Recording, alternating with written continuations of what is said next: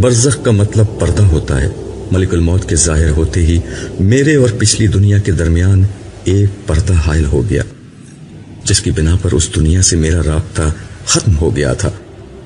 میں نہیں جانتا کہ میری جدائی کے غم میں میرے اہل خانہ پر کیا گزر رہی تھی، لیکن مجھے یقین تھا کہ میری تربیت کی بنا پر وہ خدا کی رضا پر صابر و شاکر ہوں گے۔ میں اپنی اصل شخصیت سمیت اب ایک نئی دنیا میں تھا۔ یہ برزخ کی دنیا تھی۔ اس نئی دنیا میں ملک الموت اسرائیل نے مجھے جس شخص کے حوالے کیا وہ یہی صالح تھا۔ اس کے ساتھ بہت سے خوش شکل، خوش لباس، خوش گفتار فرشتے موجود تھے۔ ان سب کے ہاتھوں میں گلدستے، زبان پر مبارکبادیاں اور سلامتی کی دعائیں تھیں۔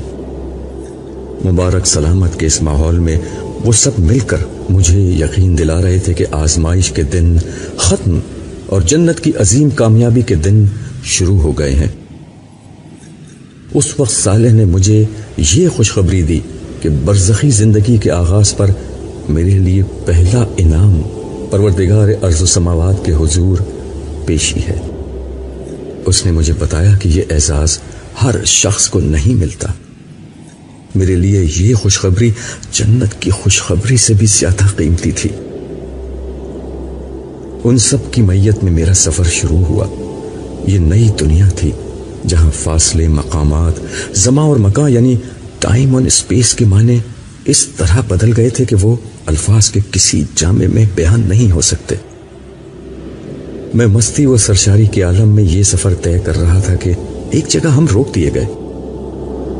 اعلان ہوا کہ زمین کے فرشتوں کی حد آ گئی ہے، سب یہاں رک جائیں۔ صرف صالح کو میرے ساتھ آگے بڑھنے کی اجازت ملی۔ عالم سماوات کا سفر شروع ہوا۔ جلد ہی ہم ایک اور جگہ پہنچ کر رک گئے۔ یہاں جبریل امین خاص طور پر میرے استقبال کے لیے آئے تھے۔ مجھے دیکھ کر وہ کہنے لگے، عبداللہ تم مجھ سے پہلی دفعہ مل رہے ہو، مگر میں تم سے پہلے بھی کئی دفعہ مل چکا ہوں۔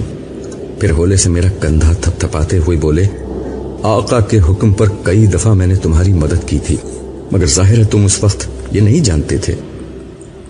آقا کے لفظ سے میرے چہرے پر ایک روشنی پھوٹی جسے جبریل کے نورانی وجود نے الفاظ میں ڈھلنے سے قبل ہی پڑھ لیا اور کہا، آؤ چلو میں تمہیں تمہارے انداتا سے ملاتا ہوں۔ نبیوں کے علاوہ یہ احساس بہت کم انسانوں کو حاصل ہوتا ہے کہ وہ اس طرح بارگاہ اہدیت میں پیش کیے جائیں۔